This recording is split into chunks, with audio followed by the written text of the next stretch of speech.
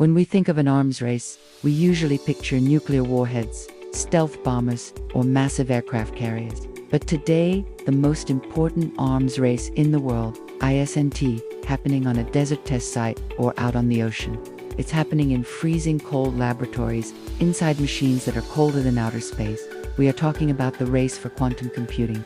And trust me, this is a chess game where the losing side doesn't just lose in industry, they lose their ability to keep secrets, their economic edge, and quite possibly their status as a superpower. To understand why this is a geopolitical nightmare, we have to understand the fundamental shift that's happening right now. For the last 50 years, we've been living in the age of the transistor. Your phone, your laptop, even the camera I'm looking into, they all work in binary, ones and zeros. It's like having a light switch that is either on or off. Simple, reliable, and it's taken us this far. But quantum computing throws that entire concept out the window. It uses the bizarre laws of quantum physics, things called superposition and entanglement, to create a switch that can be both on and off at the exact same time. Imagine this. If a normal computer is trying to solve a maze, it has to explore every path one by one until it finds the exit. A quantum computer, on the other hand, can explore every single path simultaneously. This means problems that would take our current best supercomputers millions of years to solve, a quantum machine could potentially solve in a matter of minutes. Now, why should the President of the United States or the Premier of China care about some weird physics experiment? 2 words, breaking encryption. Right now, every secure message you send, your banking information, your private messages, even top-level state secrets is protected by mathematical encryption that is incredibly hard to break. It would simply take a normal computer too long to guess the code. But a powerful quantum computer could crack that code like a walnut. It could shatter the encryption that protects the entire global financial system and every military secret on the planet. Imagine a world where one country can read everyone else's mail, but nobody can read theirs. That is the ultimate prize. That is why the CIA, the Pentagon, and the Chinese Ministry of State Security are pouring billions and billions of dollars into this research. This brings us to the 2 main players on this global chessboard, the United States and China. For a long time, the US had a near monopoly on quantum research.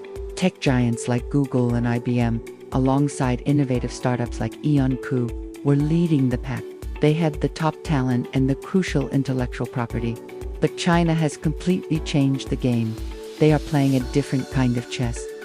While US companies are primarily driven by profit and shareholder meetings, China has declared quantum computing a national strategic goal. They are funding it like a full-scale military operation. The Chinese government is building research centers the size of small cities. They are now producing the largest number of PhDs in quantum physics every single year.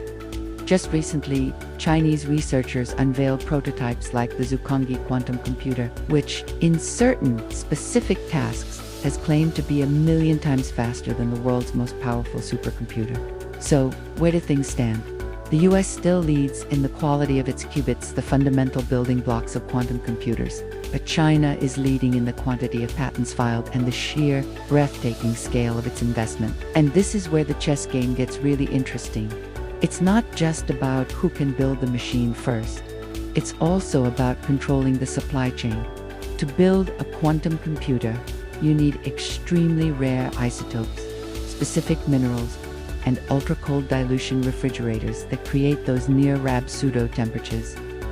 The US and its allies control some of this supply chain. China, on the other hand, controls the refining of many critical minerals needed for all the supporting electronics.